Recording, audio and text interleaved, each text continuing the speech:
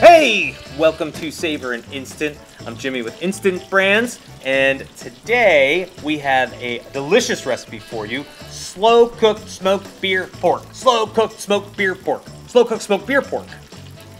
I got it right. Slow-cooked smoked beer pork intro, take 4. Now he's kind of rubbing it in my face that he got the title right.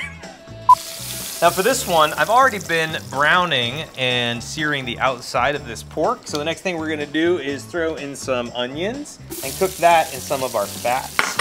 And while those are softening, I'm gonna tell you why I like using the slow cook function. It really adds a level of tenderness to the meat when you're cooking it like this. It really breaks down a lot of the connective tissue and it makes the fat much more pleasant and palatable. Now that our onions are a little bit soft, we're gonna add 2 cans of beer and we're gonna deglaze the bottom of the pan.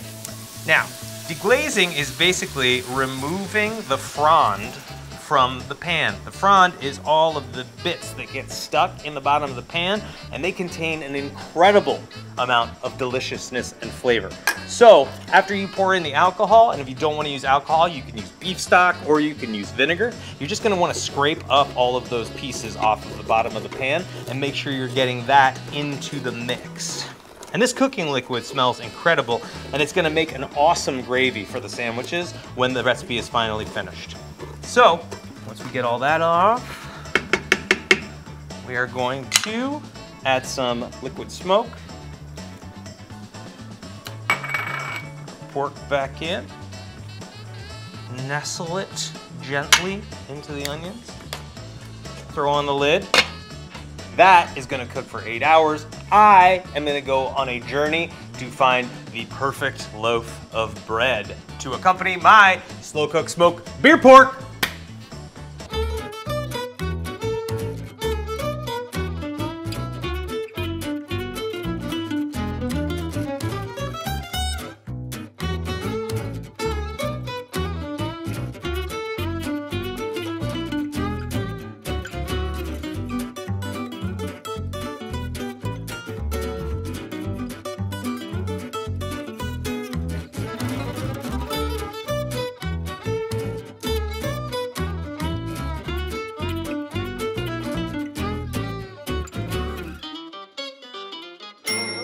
Well, now that we found our perfect piece of bread for our sandwich, we can get to our smoked beer pork.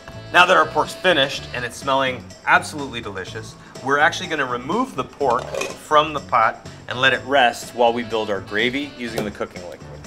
So, and while that's resting, I've got this cornstarch slurry, which is equal parts cornstarch and cold water. So you mix this together and you add it to the cooking liquid, and you can add as much or as little as you'd like to make the gravy as thick as you'd like. I personally like a thick gravy because I think this works best as like an open face sandwich, but you could also make a thin gravy and make it more like an Italian beef. It's really up to you.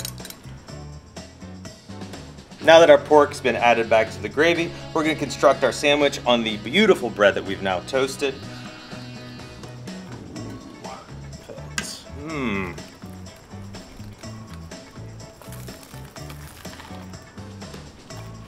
Jimmy. Jimmy, come on, we gotta finish this take. Huh? Oh, yeah. Please, like our video, make sure you subscribe, and also feel free to share it with your friends. This is Savor and Instant. I'm Jimmy. Enjoy your beer pork sandwich.